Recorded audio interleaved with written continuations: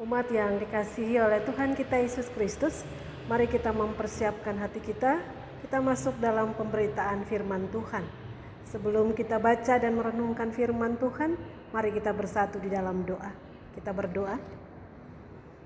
Ya Tuhan Yesus, bukalah hati dan pikiran kami, terangilah dengan kuasa Roh-Mu yang kudus. Ketika kami membaca firman Tuhan, kiranya Roh Kudus-Mu memimpin kami, sehingga apa yang kami baca dan renungkan bersama menjadi rema, menjadi berkat dalam kehidupan kami. Ya Yesus, bersabdalah kepada kami anak-anak-Mu siap untuk mendengar. Di dalam nama Yesus, Tuhan dan Juru Selamat kami yang hidup, kami sambut firman Tuhan. Amin.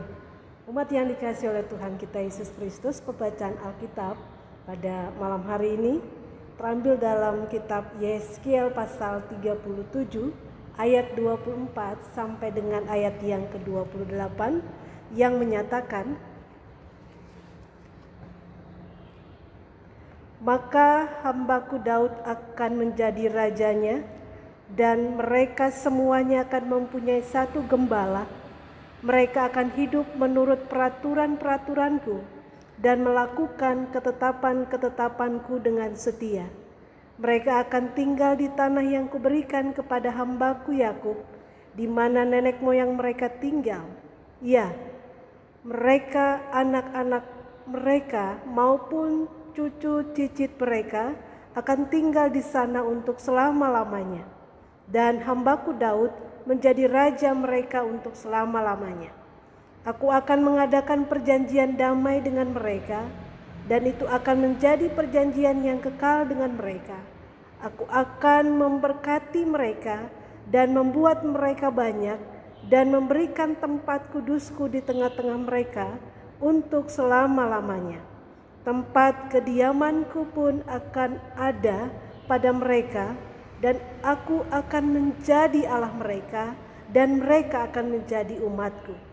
Maka bangsa-bangsa akan mengetahui bahwa aku Tuhan menguduskan Israel pada waktu tempat kudusku berada di tengah-tengah mereka untuk selama-lamanya.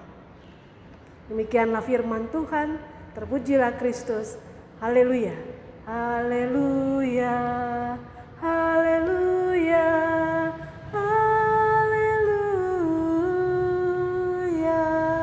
Dikasihi oleh Tuhan kita Yesus Kristus, Shalom, selamat malam. Saat ini kita boleh bersyukur, kita boleh ada dalam persekutuan yang indah, yaitu ibadah keluarga di rumah masing-masing.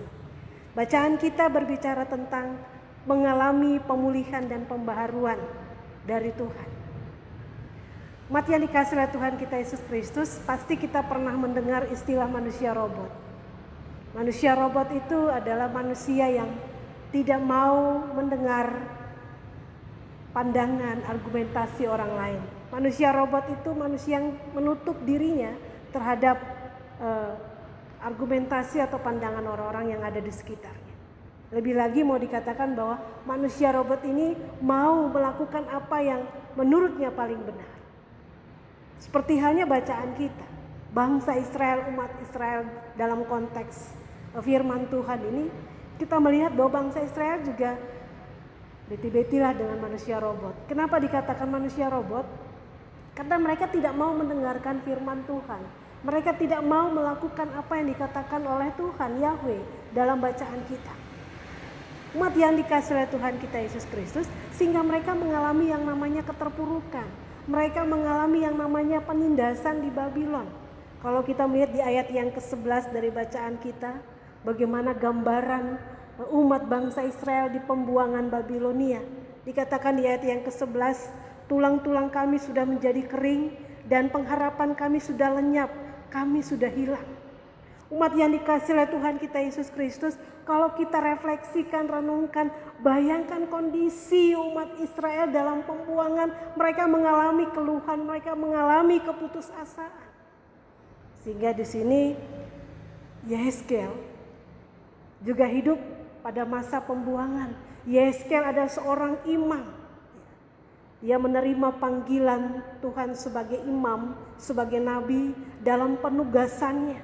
bagaimana dia melihat penglihatan ilahi, bagaimana juga dia melayani dengan setia dalam bacaan kita. Umat yang dikasihi oleh Tuhan kita Yesus Kristus, kondisi bangsa Israel yang mengalami keterpurukan inilah. Di sini Yehezkiel hadir memberikan penguatan. Yehezkiel hadir meneguhkan, menguatkan mereka yang sedang mengalami kekecewaan dan keputusasaan di pembuangan. Umat yang dikasihi oleh Tuhan kita Yesus Kristus, bacaan kita juga mengingatkan bahwa ada janji Tuhan. Di ayat yang ke-24 sampai ayat yang ke-28 bacaan kita mengingatkan bahwa ada janji Tuhan ketika bangsa Israel mengalami keterpurukan di pembuangan. Janji Tuhan itu kita melihat bahwa Allah akan memulihkan mereka. Allah akan mengangkat mereka dan membebaskan mereka dari penindasan atau pembuangan di Babilonia. Umat yang dikasihi oleh Tuhan kita Yesus Kristus, apa sebenarnya janji Tuhan kepada bangsa Israel di dalam bacaan kita? Di ayat yang ke-24 dikatakan, hambaku Daud akan menjadi rajanya dan mereka semua akan mempunyai satu gembala. Janji Tuhan adalah memberikan seorang pemimpin, seorang raja untuk memimpin bangsa itu dari keterpurukan mereka di pembuangan. Umat yang dikasihi oleh Tuhan kita Yesus Kristus, Yehezkiel menubuatkan bahwa janji Tuhan itu pasti, janji Tuhan itu ya dan amin. Kalau kita belajar dari kondisi kehidupan bangsa Israel dalam bacaan kita, bahwa dalam ayat yang ke-24 sampai ayat yang ke-27 janji pemulihan, janji yang senantiasa diingatkan oleh Allah pada bangsa Israel adalah bagaimana Allah akan mempersiapkan bangsa ini menjadi bangsa yang kuat, bangsa yang besar. Terlebih lagi pemimpin yang diberkati melalui keturunan Daud, yaitu seorang Mesias akan menyelamatkan bangsa atau umat Israel. Umat yang dikasihi oleh Tuhan kita Yesus Kristus, di dalam bacaan kita di ayat yang ke-28 dikatakan bahwa tujuan akhir dari semua janji pemulihan dan pembaharuan adalah bagaimana Allah Yahweh menjadi Tuhan dalam kehidupan bangsa Israel. Umat yang dikasihi oleh Tuhan kita Yesus Kristus, meskipun mereka berada dalam situasi pembuangan yang mungkin membuat mereka mengalami keterpurukan, tetapi kita melihat bahwa Allah tetap setia, Allah tetap memberkati, bahkan memberikan mereka kekuatan, terlebih membebaskan mereka dari bangsa Babilonia. Umat yang dikasihi oleh Tuhan kita Yesus Kristus, Yehezkiel juga mengingatkan kita melalui bacaan kita bahwa ada pengharapan. Meskipun di tengah kondisi atau situasi yang menyulitkan sekalipun, pasti ada pengharapan. Seperti halnya dialami oleh bangsa Israel. Pengharapan di tengah-tengah penderitaan, pengharapan di tengah-tengah kekecewaan, pengharapan di tengah-tengah kesulitan. Kita melihat bahwa Allah mempersiapkan seorang Mesias, seorang raja dari keturunan Daud. Mari umat yang dikasihi oleh Tuhan kita Yesus Kristus, kita belajar dari firman Tuhan pada malam hari ini, pada perikop bacaan kita, bahwa ketika kita dipersiapkan Tuhan menjalani kehidupan kita, khususnya di tengah situasi pandemi COVID-19 saat ini, kita belajar bagaimana Allah tetap memberkati kita, Allah tetap setia untuk kehidupan saudara dan saya. Kita belajar juga bagaimana dari kehidupan bangsa Israel, mereka tetap dipelihara Tuhan, mereka tetap diberkati oleh Tuhan. Umat yang dikasihi oleh Tuhan kita Yesus Kristus, melalui firman Tuhan juga mengingatkan kita bahwa Allah kita itu Allah yang hebat, Allah yang penuh kuasa. Jadi mari kita jangan khawatir, jangan takut, tapi tetap terus berserah bahwa ada pengharapan, ada kekuatan meskipun pandemi COVID-19 ini sampai saat ini belum berakhir.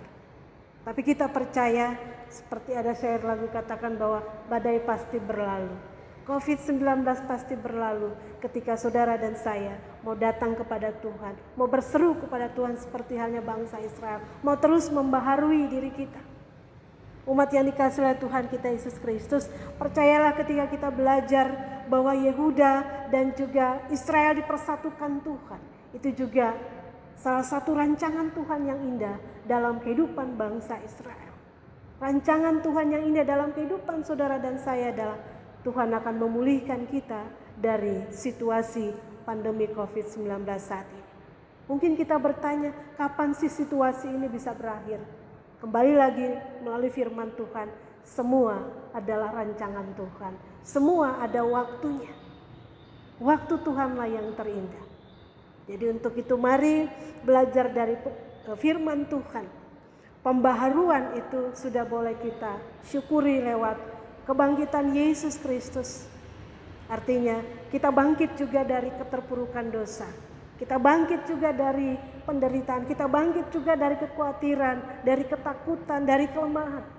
Karena kita belajar dari firman Tuhan bahwa Allah terus setia, Allah terus memelihara, bahkan menyertai kehidupan bangsa Israel. Mari umat yang dikasihi oleh Tuhan kita Yesus Kristus, ketika Allah sudah berjanji melalui firman Tuhan pasti akan tergenapi.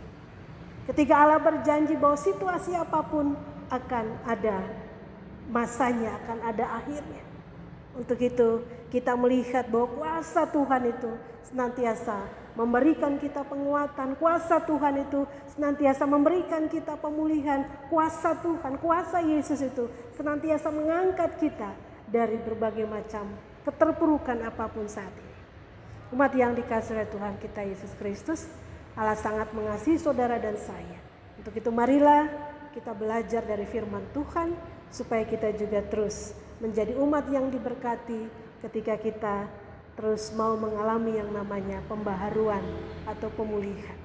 Tentunya itu harus didasari dengan komitmen dalam diri kita. Kita siap mau diubahkan Tuhan. Kita juga komitmen dalam diri kita. Kita harus dibaharui hidup kita. Seperti Paulus katakan bahwa pembaharuan hidup itu ketika kita mengandalkan Tuhan dan Roh Kudus itu senantiasa diberikan kepada mereka yang terbuka mengalami pembaharuan hidup.